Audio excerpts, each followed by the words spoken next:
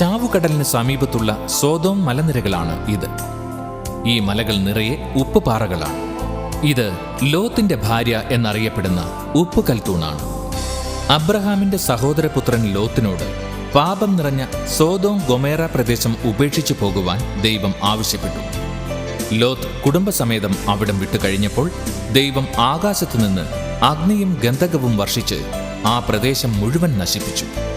തിരിഞ്ഞു നോക്കരുത് എന്ന ദൈവകൽപ്പന ലംഘിച്ച ലോത്തിന്റെ ഭാര്യ ഉപ്പുകൽത്തൂണായി മാറി എന്നാണ് ബൈബിൾ പറയുന്നത്.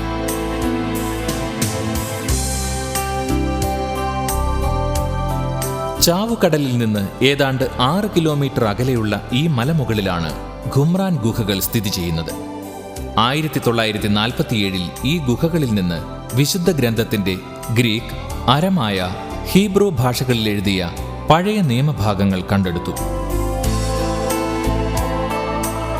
ഈ മൺഭരണികളിൽ നിന്ന് ലഭിച്ച ഈ തോൽച്ചുരുളുകൾക്ക് 2000 വർഷത്തിലേറെ പഴക്കമുണ്ട്. ക്രിസ്തുവിന് 2 നൂറ്റാണ്ട് മുമ്പ് ഇവിടെ ജീവിച്ചിരുന്ന എസീൻകാരുടേതാണ് ഇവ എന്ന് വിശ്വസിക്കുന്നു.